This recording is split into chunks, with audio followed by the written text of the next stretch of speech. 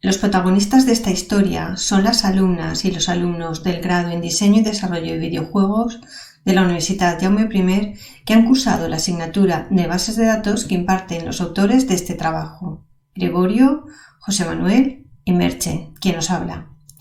Impartimos esta asignatura desde el curso 2013-2014 y desde ese primer año pasamos una encuesta a nuestros alumnos justo después de hacer el examen. Cuando nos lo entregan, les pedimos, por favor, que la contesten. Lo hacemos así porque pensamos que es en ese momento cuando su percepción en cuanto a su aprendizaje es la más cercana a la realidad. La intención de esta encuesta es la de saber si lo que hacen en la asignatura les ayuda a aprender y también identificar en qué podemos mejorar. Gracias a ella hemos ido introduciendo cambios. La encuesta arroja resultados cuantitativos, como aquí, cuando les preguntamos si creen que con el modelo de la clase al revés aprenden peor, igual o mejor que con el modelo tradicional de la clase magistral. Tenemos resultados de todos los cursos, pero no es de estos resultados de los que trata nuestro trabajo. Por las encuestas de los últimos 6 años, sabemos que gran parte de nuestros alumnos tienen la percepción de que las estrategias que usamos les ayudan más que otras estrategias más tradicionales. Lo que queremos saber es el por qué, y para eso nos planteamos esta pregunta de investigación. Y para ello hemos analizado las respuestas de texto libre que nos dan en la encuesta. Veamos esos dos tipos de evaluación a través del contexto en que se dan. Las clases de teoría se plantean con un modelo de clase al revés. Antes de la clase, los alumnos deben aprender conceptos sobre los que después se trabajará en el aula, y para ello disponen del libro de la asignatura, vídeos donde se realizan ejercicios y una serie de cuestiones a resolver en las que han de poner en práctica los conceptos estudiados. Los alumnos usan el aula virtual para entregar las respuestas a las cuestiones antes de la sesión de clase, de modo que la profesora puede hacer una revisión rápida y preparar un cuestionario para la clase, prestando atención a los errores observados en las entregas. En la primera mitad de la clase, los alumnos contestan el cuestionario usando sus teléfonos móviles y las respuestas se discuten y la profesora explica los conceptos en los que hay dudas. La segunda mitad de la clase de teoría se plantea como una sesión de problemas. Por lo tanto, en clase de teoría el trabajo con el cuestionario es el que aporta la evaluación formativa y sobre ella les hacemos estas preguntas en la encuesta. Sus respuestas son muy variadas. Veamos algunas de ellas cuando les preguntamos para qué les han servido los cuestionarios. Conoce los fallos comunes de los alumnos y te percatas con rapidez de dónde está el error. Son un poco como una autoevaluación. Ves dónde te has equivocado en las previas y cómo mejorar. Sirve para saber el nivel que tengo respecto al que tiene la clase. Han sido entretenidos e interactivos y ayudaban a mantener la atención. Nuestros alumnos realizan una práctica de laboratorio cada semana.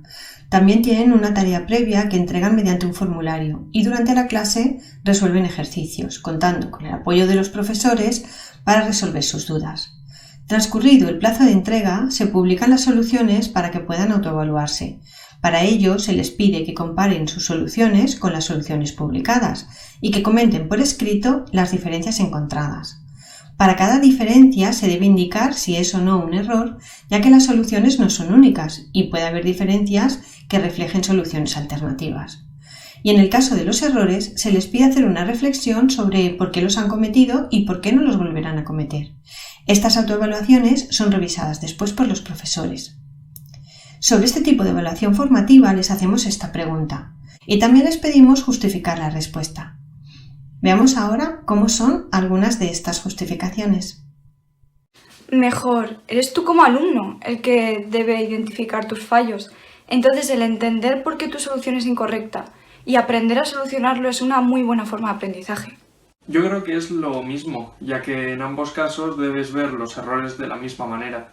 Incluso podría decir que peor, ya que hay veces que la solución es muy distinta y no sabía más que literalmente comentar todo. Mejor porque aunque se me eche un poco cuesta arriba, tener que comprobar los fallos realmente hace que me dé cuenta de mi error. Mejor porque te das cuenta por tus medios, de tus errores, ya que lo tienes que revisar, aunque muchas veces no lo revisamos, sino es por obligación. En este trabajo de 2011, Casey Light hacían un repaso de 7 metodologías que son habituales en la investigación educativa y que se estaban comenzando a utilizar en las áreas de la enseñanza de la ingeniería.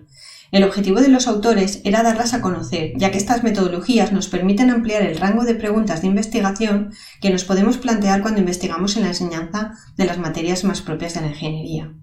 Una de ellas es la teoría fundamentada, que en su forma más pura se utiliza para desarrollar teorías a partir de datos que se recogen y analizan de manera sistemática. Otro uso frecuente en educación es el de hallar constructos teóricos en el análisis de los datos, que es lo que hemos hecho en este trabajo.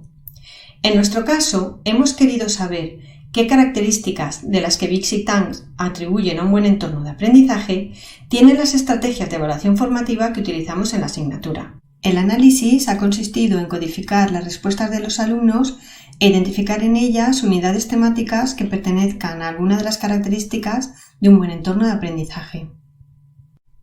Exponemos aquí muy brevemente los resultados más relevantes y os emplazamos a la lectura del artículo para tener más información. Los datos corresponden a la encuesta que el curso pasado contestaron 42 de los 51 alumnos que se presentaron al examen. Cuando les pedimos valorar el uso de los cuestionarios en clase de teoría y que expliquen para qué les han servido, en las 39 encuestas que hacen una valoración positiva, descubrimos 4 de las características de un buen entorno de aprendizaje.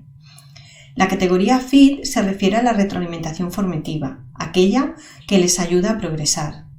Meta es el control metacognitivo, que se marca cuando indican que les sirve para ser conscientes de lo que saben y en dónde fallan.